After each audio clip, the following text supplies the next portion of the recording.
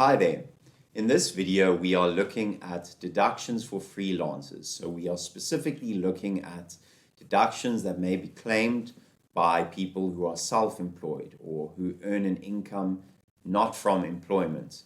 Of course, this is still relevant to people who are employees. If you ever do intend to own your own business or to work for yourself, these concepts and principles are important for you to understand as well. So when we refer to a freelancer, what do we mean? A freelancer is someone who is self-employed or who earns income from a source that is not the employer. So when you are doing so, your work is not subject to the control or supervision of one particular person who would be your employer. When you make your own income and do not earn a salary from a specific source, then you are responsible to pay your own taxes because no one is deducting pay as you earn from the income that you earn, which would have been the case if you were to earn a salary. And because of this, you are also required to register as a provisional taxpayer, as Ashley has explained at an earlier stage in this course. So let's recap when one may claim deductions or what the general deductions formula is. Now, you might recall that Section 11 sets out the requirements for the general deductions formula, along with Section 23, which sets out the negative part of the formula, which in other words specifies deductions that may not be claimed even though they may meet the requirements set out in Section 11. And Section 23 specifically specifies that employees may not claim expenses even though they may fall under this definition in Section 11. And we've looked at the certain instances or exceptions in which employees may actually claim deductions, but generally employees may not claim deductions even though they are expenses incurred in carrying on a trade and in the production of income that are not of a capital nature. So the basic idea, as I've already touched on, is that an employee is limited to deducting only certain expenses from their income. A freelancer, on the other hand, is able to deduct all expenses that fall under the general deductions formula. And the basic rule of thumb is that any expenses that are directly related to you earning an income are deductible as a freelancer. The most important thing for you to remember is keep track of everything as a freelancer, because that is how you're going to actually be able to make sure you claim everything that you can claim.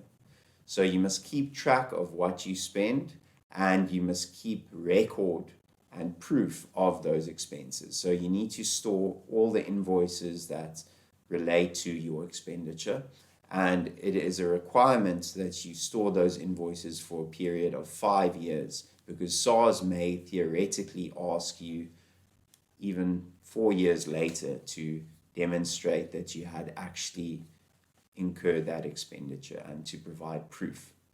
And it's also always a good idea to draw up basic financial records and to keep those updated throughout the year so that at the end of the year, you aren't left with a bunch of invoices and having to try piece everything together.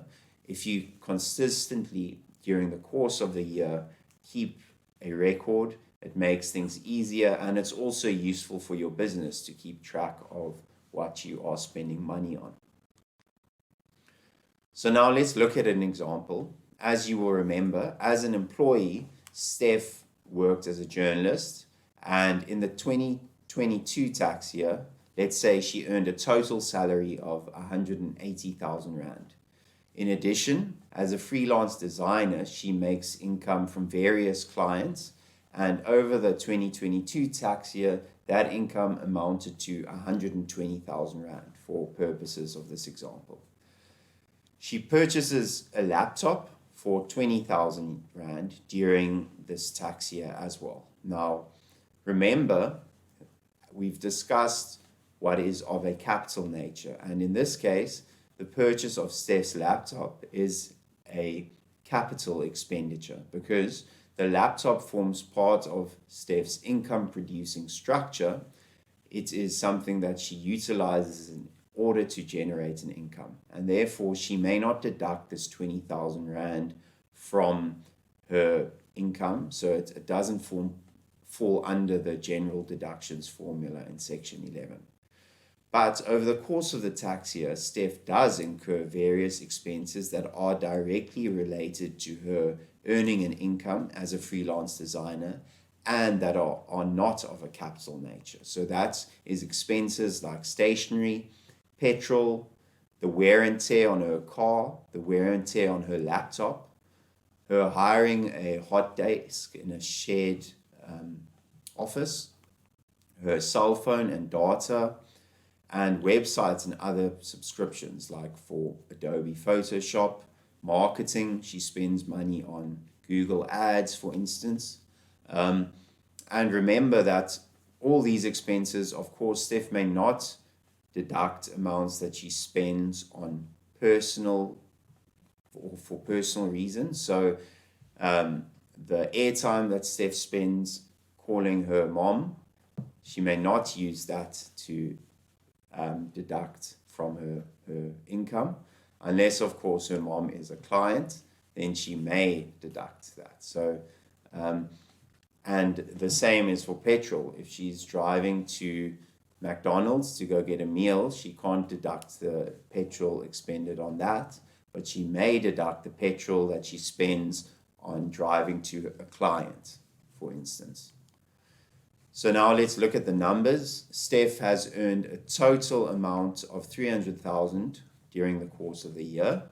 Her gross income, therefore, is 300,000 Rand, and she may deduct an amount of 89,500 Rand, which is all the expenditure that Steph incurred in the production of her income as a freelance designer.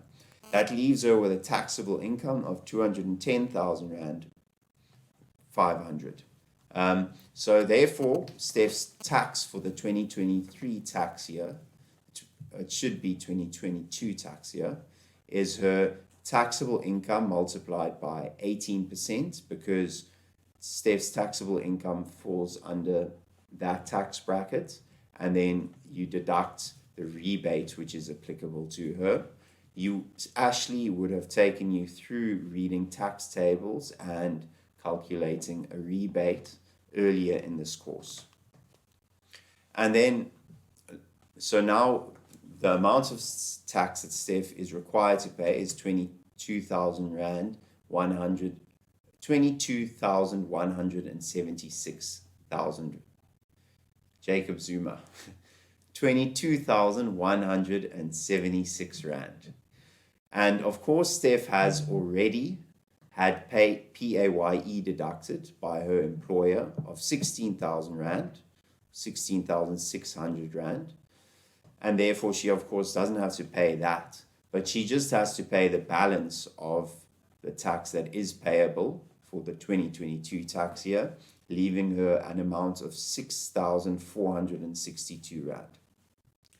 So as a freelancer, it's always important to remember that you need to set aside money to actually pay tax at the end of the year. And that is why provisional tax is also important, because that helps you plan and at least not have to pay everything in one go at the end of the year. So that's a very brief run through the basic concept of what or how tax works for a freelancer. That brings us to the end of the course. Thank you for watching, and we hope you've learned something. Good luck with those taxes.